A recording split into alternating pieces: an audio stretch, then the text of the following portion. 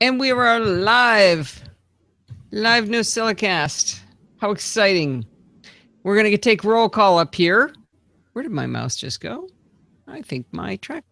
Uh-oh. My mouse is gone. Seriously. Oh, there it is. I thought you used a trackpad. No, I mean the cursor was gone. Oh, the cursor. Oh. Yeah. It's crazy. All right, it's time for roll call. Today we have Brett and Kevin and Dan and Barry and wait, somebody snuck in there and Grim is back and Dorothy, NosillaCast 824, don't know who that is, Rose and Richard from Alaska for the first time. Welcome aboard, Richard. Everybody give him a nice welcome. Kevin, be nice. He's the only one you have to look out for. Everybody else is nice naturally. And Grim joined us again. Yeah, that's why I said Grim joined us again. Steve likes to correct me when I say something that I just said. Didn't hear it. It's fun. All right. I know you didn't hear because you don't listen to me. All right. Rose is back. This is fun. Got a good time going here. Okay, let me do a little test playback and see whether you guys can hear the show.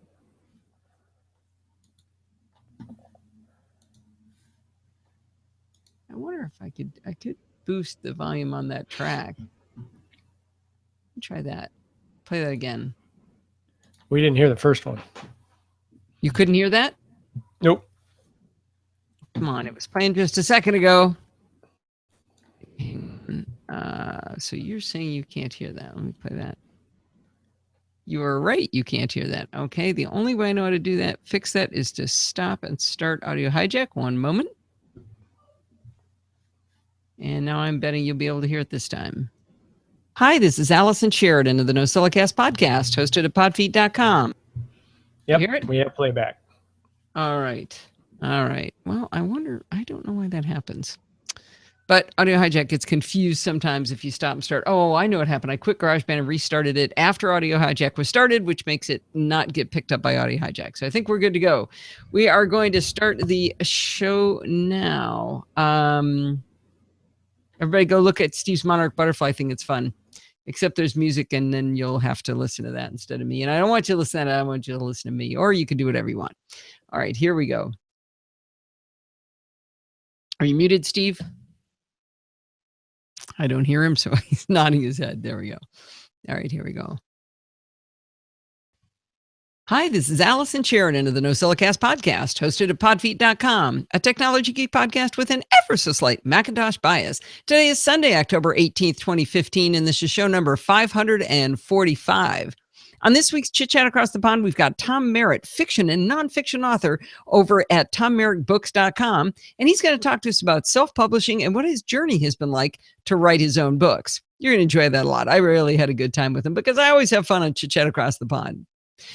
Well, I've been married to the same man for 31 years. I worked for the same company for 35 years, lived in the same house for 25 years. I've gone to the same hairdresser for 20 years. I don't even know if I like her.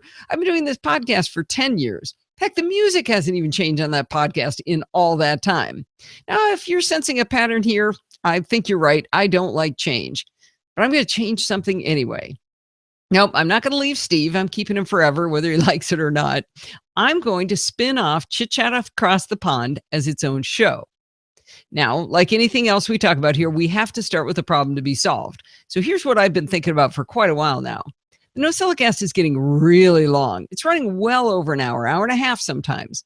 Now, as I keep mentioning, no one has ever said that it was too long. Nobody's ever complained, but I know how it is. You get to the end of time that you have in a week to listen to a show, you just stop listening and you pick up the next one. But maybe you're going to miss some content you would have liked, and if it was 2 shows, maybe you would have consumed it.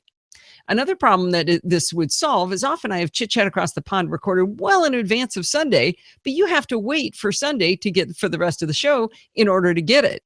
And another problem is the guests can't link to the episode they were on without some goofy message like, well, fast forward past Allison's blather till 20 minutes in to be able to listen to me.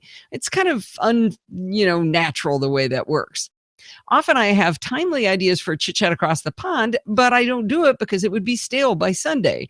Or what if I had 2 people I wanted to talk to in a week? I really can't do that. I figure also, but I don't really know, that some of you might prefer one or the other, might prefer Chit Chat Across the Pond by itself or the NosillaCast by itself. You might not want both, and you'd be happier if you just got one. I don't know. So, I've been toying with this idea for a really long time, and I thought about of doing a survey, but instead I've been rolling it around with Steve and with Bart for probably a year now. Like I said, I thought about doing a survey, but if I asked your opinion and you said, no, I hate change too, but I still really wanted to do it, then what would I do? One of the first things you learn about doing surveys is never ask a survey question where the answer provides actionable information on which you don't plan on doing any actionable change. So if you're gonna ask the question, you kind of got to do what people suggest that you should do. You need to respond to that. You don't have to, but at least, well, why'd you ask the question if you're not gonna listen to us? So I decided not to ask the question. Now, one big question you might still have is what happens to Security Light?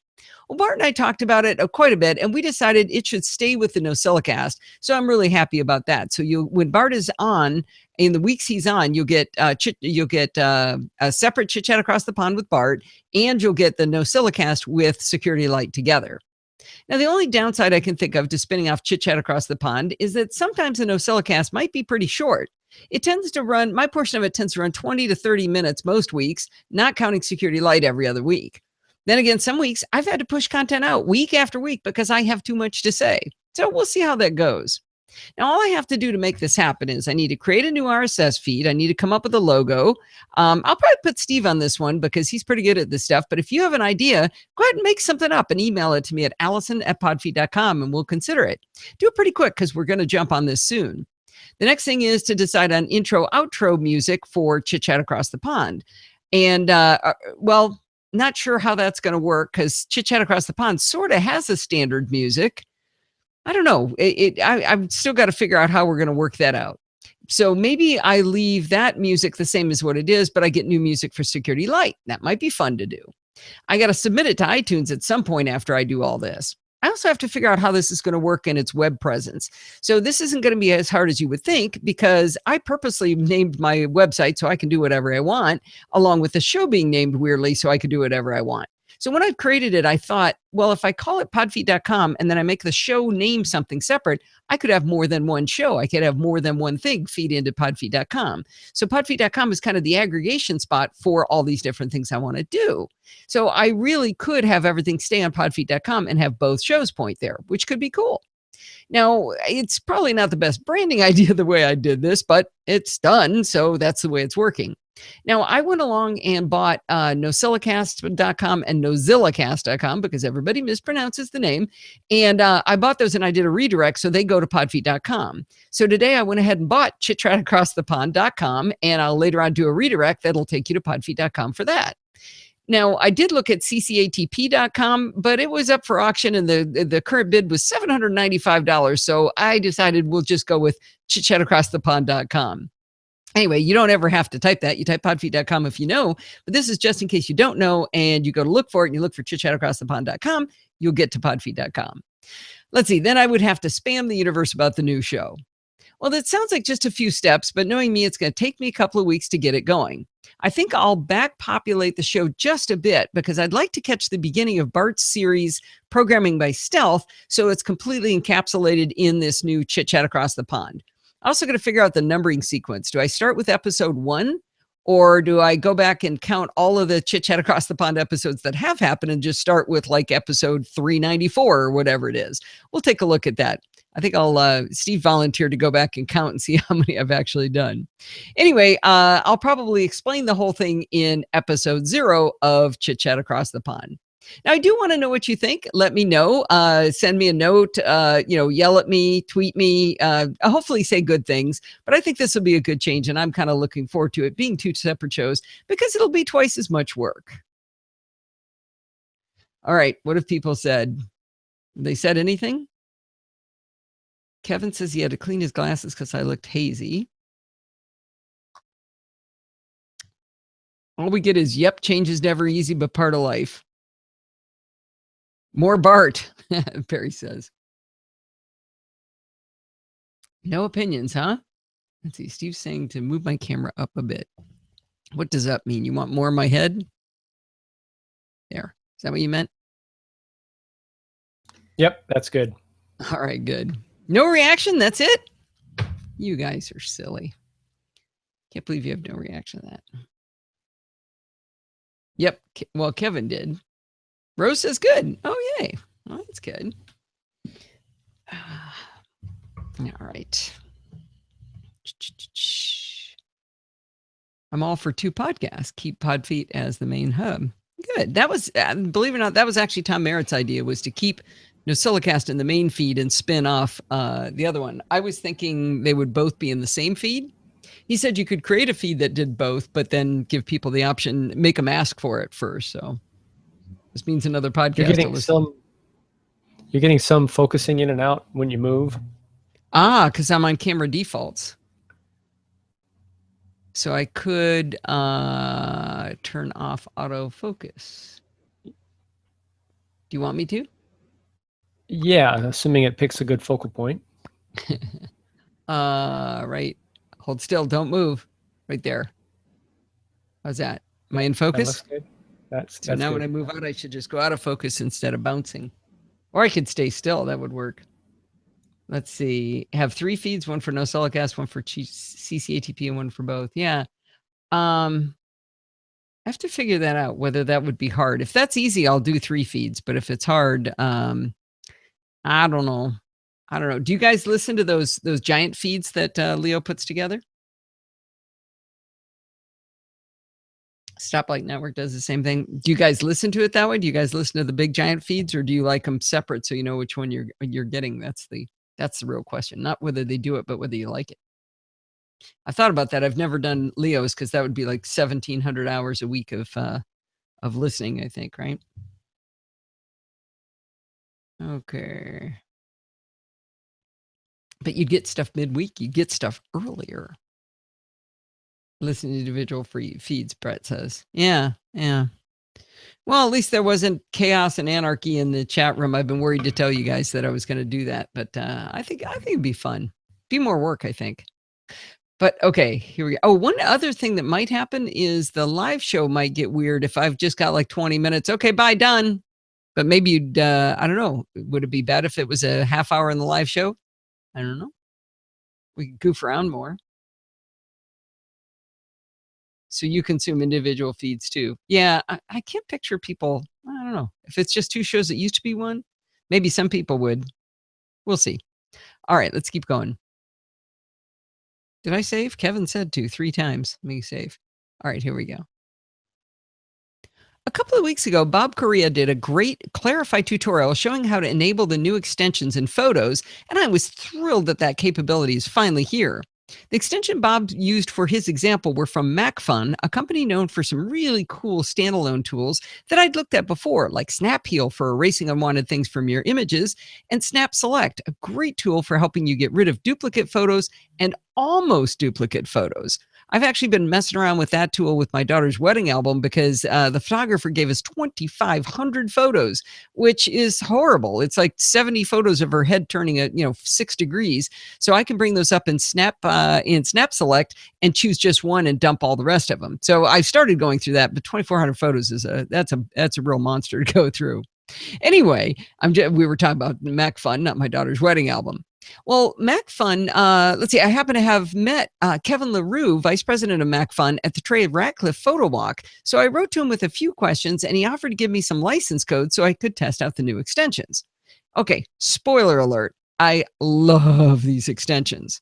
I upgraded my MacBook to El Capitan, and I fell in love with MacFun tools so much that I moved my production podcasting machine over to El Capitan just so that I could keep using them. So now that you know the punchline, let's take a look at how they work.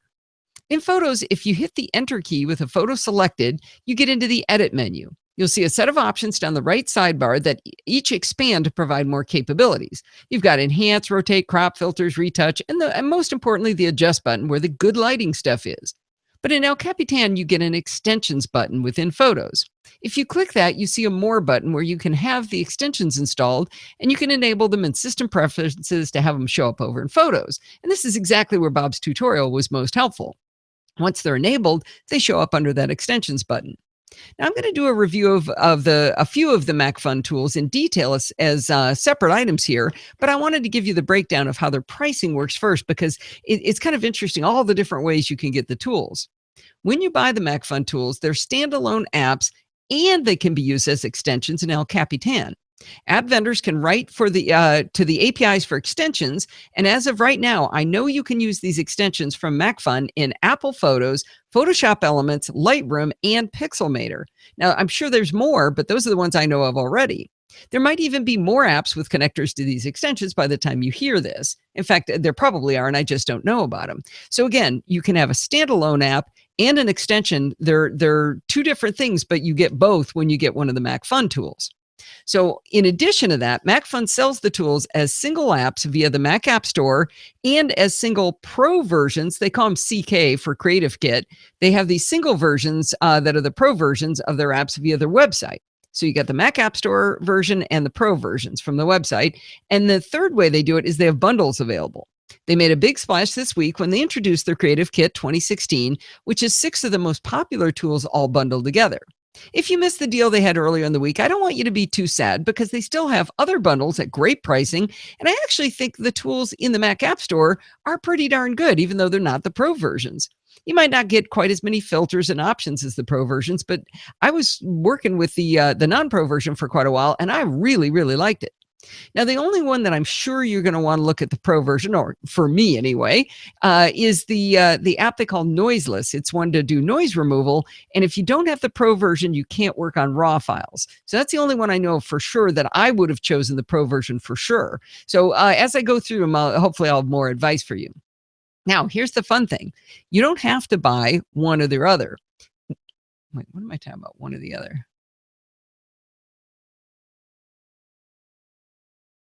Okay, here we go.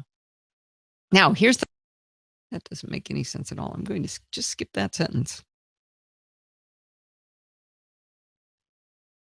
Like I said, their non-pro tools are sold individually through the Mac App Store.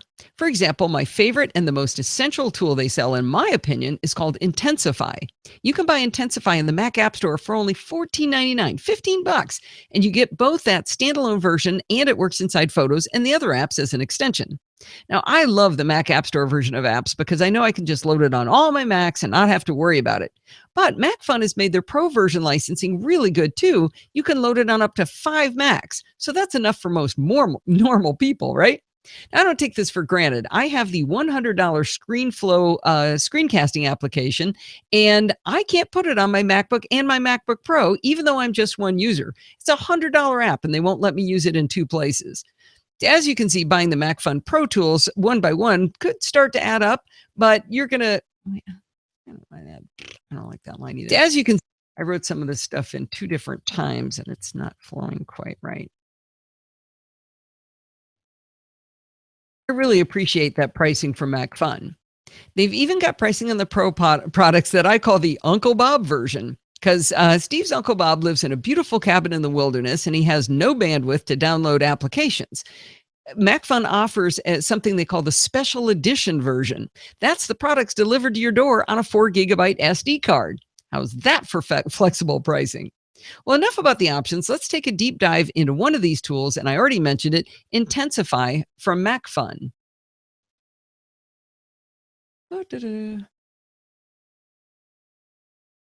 Oh, when did Sandy sneak in? Sandy, you are so buying drinks next week. Thank you, Steve.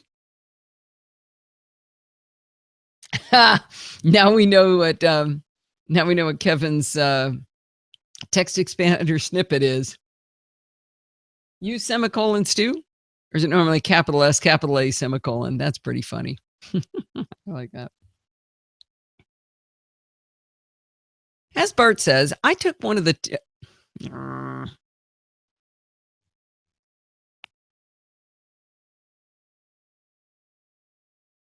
Right, there we go. Because it was a secret. Totally. As Bart says, I took one for the team when I jumped headfirst and deep into the deep end of Photos, abandoning Aperture. I knew that I'd be limited on what I could do, but I was willing to suffer because A, I really wanted all my photos everywhere, and B, because I love new software more than just about anything. Over time, I've discovered how much you really can do with photos to edit and improve them, but there are definitely some features that I miss dearly. In photos, you can change the lighting, but it affects the entire photo. What about that shot I'm always talking about where Uncle Marvin is wearing a hat in the family photo, so only his face is in shadow? So if you brighten the whole photo for his face, it blows everybody else out. How do you increase the exposure on just his face? You can't do it in photos. Another thing I need pretty often is the ability to clone something out. Like, let's say there's an outlet on the wall or a password on a screenshot. Photos has a healing brush, which is great for getting rid of, say, blemishes, but it doesn't do anything helpful at all because it's not a clone tool to get rid of an outlet or blur a password. Doesn't work. There are things I'd like to do that Aperture could never do, like use layers to create a different effect on the sky than the mountains. You used to have to export a TIFF and go over to Photoshop Elements in my case. And of course, that meant destructive editing and a copy of the photo when you brought it back into Aperture or Photos, which is not ideal at all. The answer is the new extensions capability in Photos. As I mentioned earlier, MacFun has a collection of tools and filters that are available as standalone apps and also as extensions. I'm using Photos in this example, but remember, you can do it in Photoshop Elements, Lightroom, Pixelmator, and probably more. I think it's really cool that we all get to play no matter what tool we use. Well, I showed Bart how the extensions work, and he found one consideration I thought I should mention. I said non-destructive, but if you make the edits using these tools as extensions, again, they're non-destructive, but you can... No, I shouldn't start writing. Did that by... No. Well, I showed Bart how the...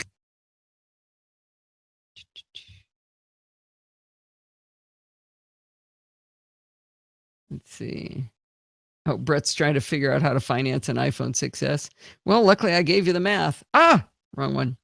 Brett, did you were you able to export my spreadsheet and run the math for your state and all that and make any sense of that? Let's see. I saved a bit by getting the 6S instead of the 6S Plus. That's funny. You saved money right there, right? I showed Bart how the extensions work, and he found one consideration that he felt I should mention. I felt I should too. If you make edits using these tools as extensions, they are non-destructive, which is awesome. You can always undo the effect and get back to your original photo. What you can't do with an extension, though, is modify an effect. Let's say you've applied a sharpening effect to a photo, and you've also made the colors more vivid, and you've brightened the sky. You can't go back later and only adjust that sharpening piece that you applied. You can only get rid of all the adjustments and start over, but you can't tweak one of the settings. Now, to be fair, this is exactly how the really expensive Topaz tools worked in Aperture and Lightroom before. It's something to consider if you find that you often go back and tweak a photo later after you've let it sit for a bit.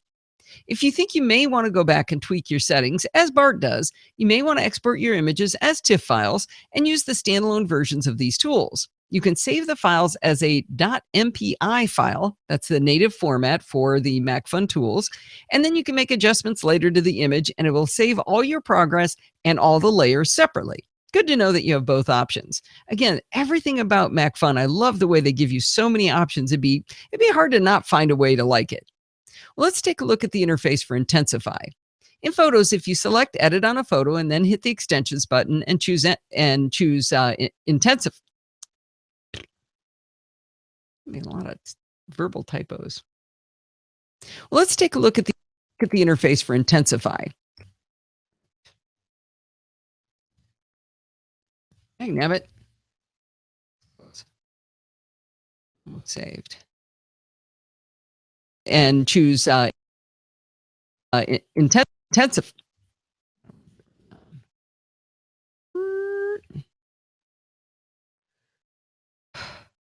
Yeah, nice view, Barry.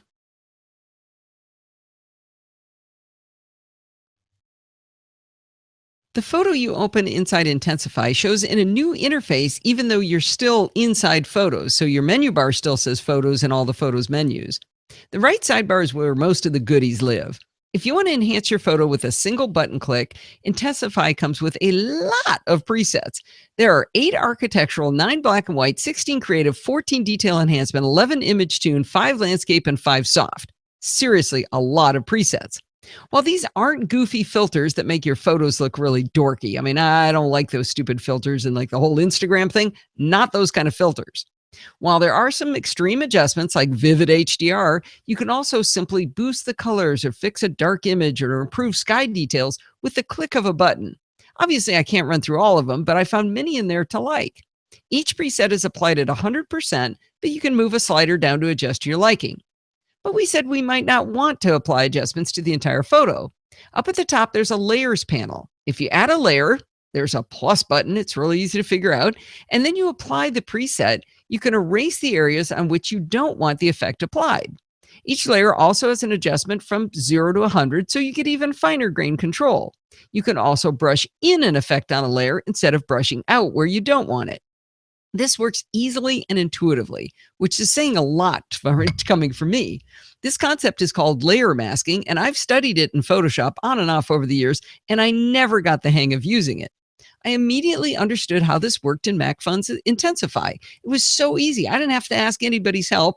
I didn't read any help manuals. I was just able to figure it out. Applying an effect to an entire layer and then erasing where you don't want it to apply, or applying the effect and brushing it in where you do want it to apply was just as easy as it sounds. You can also add a gradient effect to a layer. That allows a more graceful application across a photo.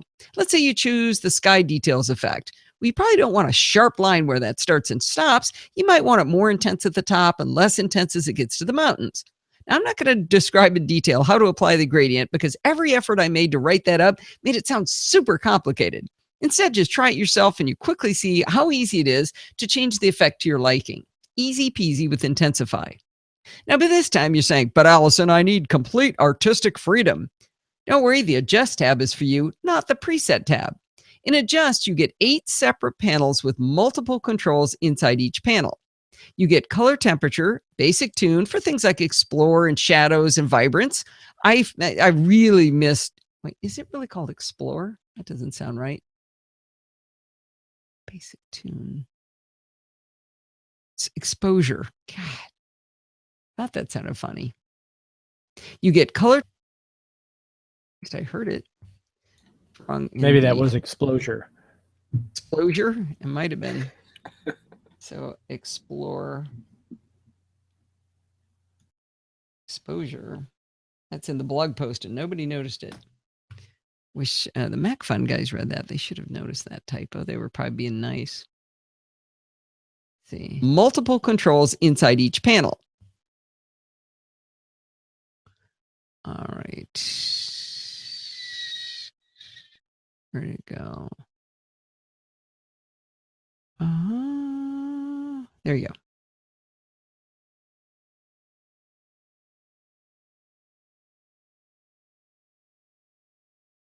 Why is it not starting? Here we go. One more time. You get distracting. Pay attention. There you go. You get color temperature, basic tune for things like exposure and shadows and vibrance. I really miss vibrance from Aperture.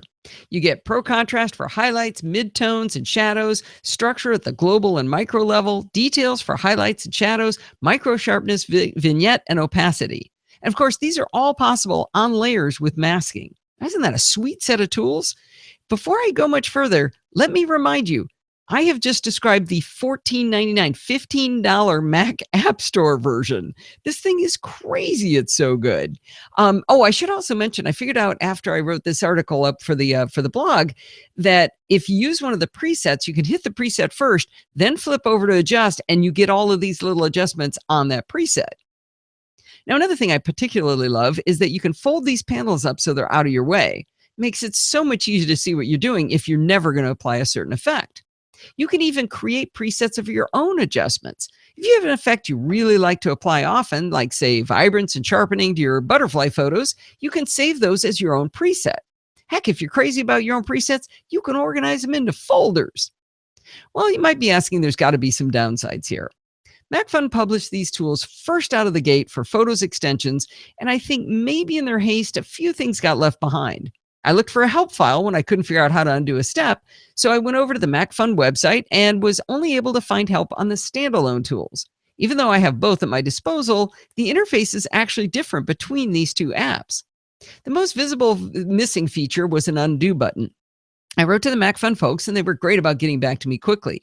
They told me that Apple doesn't give them access to the menu controls in Photos, like undo, so they're going to have to put in their own buttons like they have in the standalone apps. In the meantime, there is a solution to the missing undo function. If you apply a control, like you move a slider and you don't like the effect, double-clicking on the slider you moved will reset it to 0. I know that's not quite the same as undo, but it's close for now. The standalone apps include keystrokes for quick changing of tools. You can, for example, hit H for the hand to move the image around. You can hit D to draw with a brush and E to erase. But while these keystrokes show as tooltips when you hover over the tools, they don't actually work in the extensions.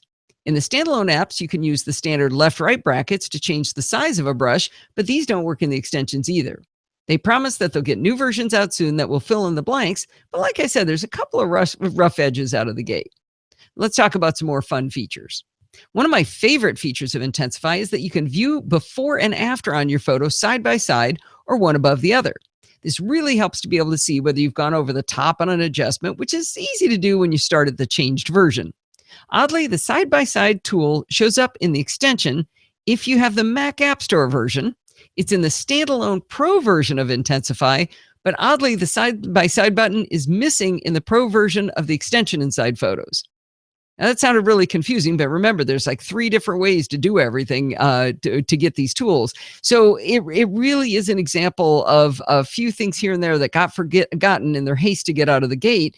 And it also talks to the complexity of maintaining all these different versions of the software that are to our advantage because we get all this flexibility. That flexibility turns into complexity for them. All right, you can also click and hold down on this little eyeball button that allow you to flick back and forth between the modified and original photo, much like the M key that worked in Aperture and Photos. You could just hold down the M and it shows you the before and after. You can zoom in and out with the plus and minus buttons at the top, jump to 100% zoomed in, fill in the screen, or even choose from a pull down for specific zoom sizes. The MacFun folks connected me with an engineer working on Intensify because I did find a bug in just the Mac App Store version, and only when I have an external monitor attached. So it's a little bit obscure, but you might run into this. If I try to use any of the viewing controls I just mentioned, like zooming in and out, comparing side by side, the Mac App Store extension will crash and send me back into Photos. I was able to repeat this crash on a MacBook Pro and a MacBook Air, plugged into a DisplayPort Apple Cinema display and a Thunderbolt Apple Cinema display. Oddly enough, if I mirror the displays, I don't get the crash. It also doesn't crash on the Pro version of the Intensify extension or on the standalone Mac App Store version. Again, they must be maintaining separate code bases for this GUI on all these different options, which has to be a really hard thing to control.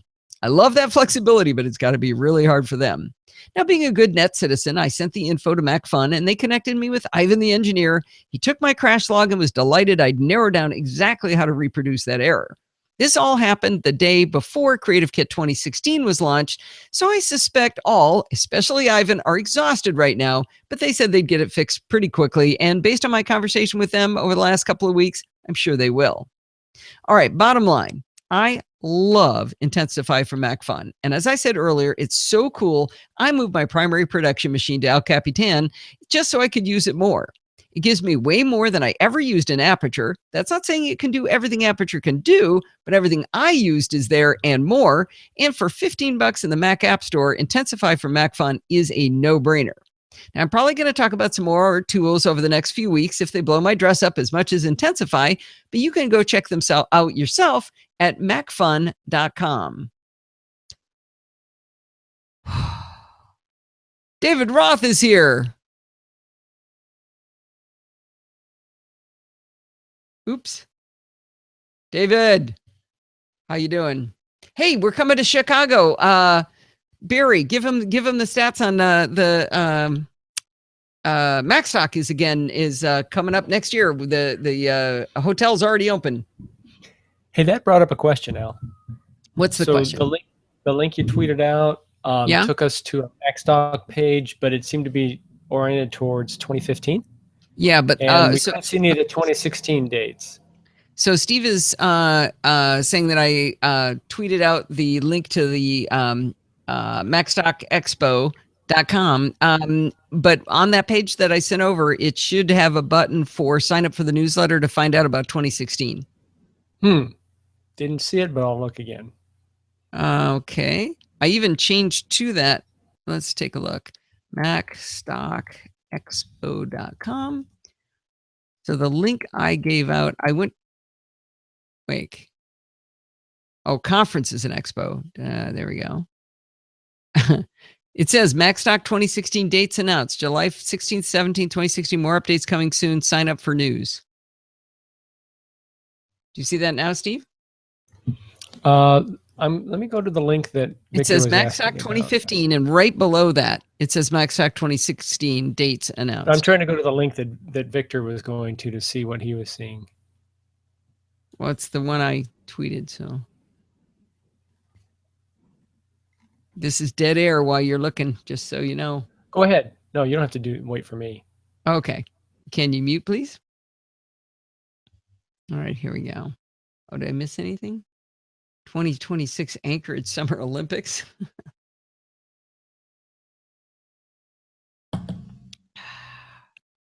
David loves Chicago. Mark it in your calendar this time. Video is fuzzy. Sorry, Rose, am I out of focus? Steve, maybe turn off autofocus. I think I'm in focus, though. Everybody in chat better be there. Nice. Sandy, how far from Chicago do you live? Close enough? All right. Here we go. Steve, Bart, and I are collaborating on a super secret project right now that I'll be able to tell you about hopefully as soon as next week. We've had a lot of work to do, and Steve has been volunteering to help quite a bit, which is awesome. He seems to have more patience for some of these things that we have to do than I do. Anyway, I figured out how to do one part of the work that was pretty complicated, but it was something we had to do over and over again. I asked Steve if he'd be willing to take it on, and he said yes. You know what I did next, right? I opened up Clarify, and as I went through each step, I just kept hitting Command-Shift-2 on each window, which takes a screenshot and drops it automatically in sequence into Clarify. Then I went back through, put in an arrow in here, a box there. I wrote a sentence or two on a few of the steps to explain why they had to be done in this particular way. One screen, there were 7 different things that had to be done, so I dropped in little sequence numbers that auto-sequence themselves, and then I made a numbered list in the text field explaining what to do. I pushed this Create PDF button, sent it over to Steve, and guess what? He did not have one single question. He was able to follow along so easily because every screen was there. Whole thing took me maybe 10 minutes more than doing the steps, and now he could work independently. No confusion, all joy, especially the part where he did all the work. If you would like this kind of joy in your life, check out a free trial for Mac and or Windows over at clarify-it.com. All right, Brett's coming. You're in Vegas, huh, Sandy? You can't go to the MacStock Gallery. You already know you won't be in the U.S. next July. Is it July or June? When is it? I keep forgetting. July. Oh, man. Okay, it's time for some chit-chat across the pond. Anybody in here know how to use Jingles, favorites? Anybody in here know how to use Amadeus Pro? I'm thinking I'm going to switch to Amadeus Pro. Maybe. Looks like it's going to be a lot harder than GarageBand, though. I'm going to have to do a lot more work if I do it. Wait a minute. There we go.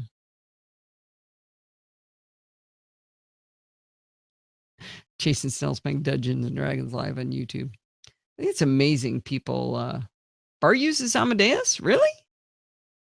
Oh, that's funny. A cruise down the Danube. Whoa, that sounds fun. Danube is in France, right? That sounds really fun. Converting sample rate. Why is that the wrong sample rate? That doesn't make any sense, but okay. GarageBand's gotten really weird looking. Have you guys played with it in El Capitan yet? It's look at how psychedelic it is. You see the purple up there? Yeah, didn't used to be purple. That should have been orange, and it's turned purple. All right, time for a symbols check here. Let's see, I can't tell. Let's see. I'm going to slide that a smidge right about there. All right, symbols check. You ready, Steve? Oh, Dan. Good. Are you good at it, Dan? Because I'm stuck on some stuff. I haven't bought it yet. Your life, check out a free trial for Mac and or Windows over at clarify-it.com.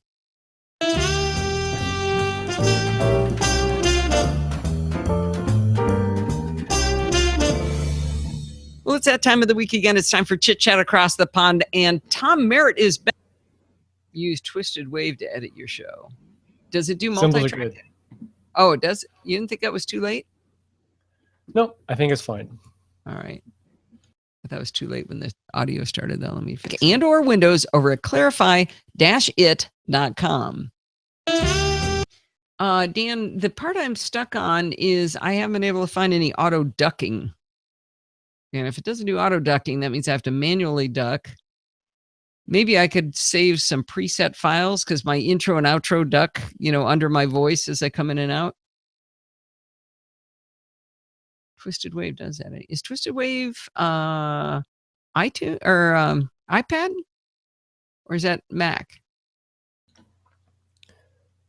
You're on GarageBand. Is that your intention? Yeah, it's more interesting than me, isn't it? I can go back to me if you want. God, this is so hard to look at, though. This makes my eyes bleed. I wanted you guys to be in pain with me. Whoops. I put in my closing music before recording the end of the show. Let's see. I have both counts. All right. Thanks, Tom. Thank you. He leaned back when he said, thank you. All right. Twisted Wave runs on both. Now, that's interesting. Had some ducking at the sewer lagoon I work at the other day. That's nice.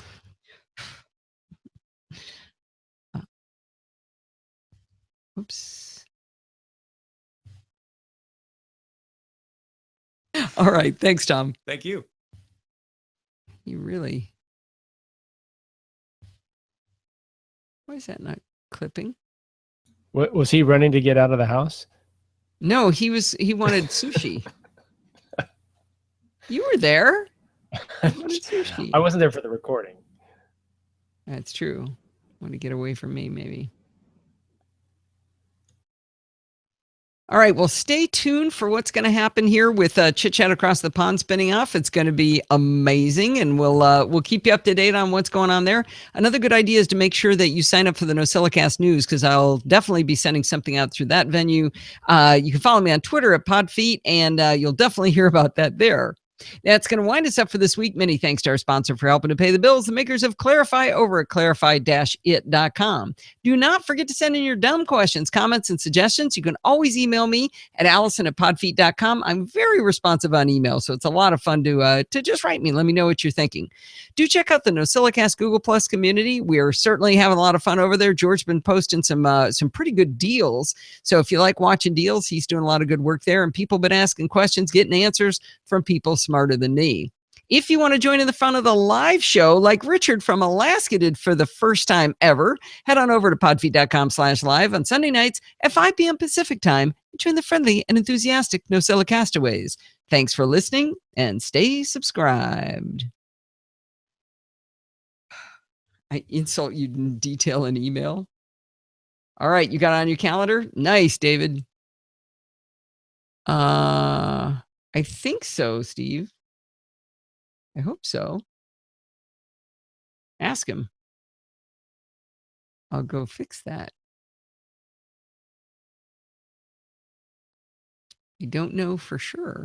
God, I hate these colors. Crazy.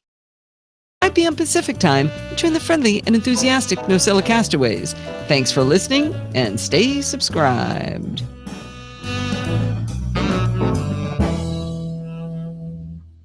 Okay, cool, Kevin. I'll let's see. So Dan knows Amadeus. Cool. And that's funny, Dan, because the other guy who's helping me is Damase Thomas is going to help me with it too.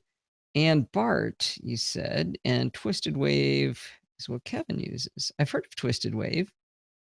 Who makes Twisted Wave? Oh, he is responsive. Oh, excellent. I got a little worried, Dan, because his website actually says 2011 copyright on it, and his manual says 2011. I thought, oh no, this is another. I'm going to a tool that's already deprecated. Oh no! And then I went into the forums and I looked around, and there was a sticky post that said, yes, Amadeus Pro works on 10.8. Oh no, we're on 10.11. That's 4 years old. Is that 3 years old? And but it just turned out he just doesn't keep that kind of thing up to date. He was in there answering things that very day, so that's good. Oh, Twisted Wave makes Twisted Wave. Derp. Okay, let's see how this sounds. 145 on this week's Chit. I hear the blimp. 545 on this week's Chit Chat. I think Steve left us. Yep, I can hear the blimp outside. You know what it sounds like. Okay, let's see. I'm going to join all these together. We're getting close to done here. So nice of you all to join us, and so nice of you to join us, especially Richard, for the first time. Nice to see you again, David. Glad you've written it in your calendar for next time. That's near your mother's birthday. Can you just make your mother's birthday party like that week? If you just plan ahead, that would be the way to do it. All right, I think we are a wrap. And with any luck, did Dorothy stick around? Yeah, Dorothy worked on my scripts yesterday, and I guess I should give it a try and see whether it works. You know what? Yeah, blimps make a lot of noise. They got motors in them. Still being updated for sure, Dan says. Okay, great. Yeah, Dorothy. Oh yeah, one or two more caterpillars turned into chrysalises today, so they're going crazy. You know what, Dorothy? It occurred to me we should probably chat. Maybe can I bug you right after this? After I close down, Dorothy worked on my script for me, but what I'm wondering is whether we didn't ever package it up into a service. So I might need help. I don't know how to do that. Once it's a automator action, I don't know how to say now pretend it's a service. Fingers crossed. I guess I can run it as an automator action, but I'd sure love to turn it into a service. So okay, good. She says, sure. Awesome. All right, guys, I think we are actually all set here. I am going to shut down the show, but I'm going to say goodbye to everybody. Big kisses to Rose and the rest of you. So thanks for coming, guys. And thanks for the feedback on the new plan. I'm scared. Got to do it now because I said I was doing it. I've been planning on doing it for a long time. All right. We'll see you guys. Bye.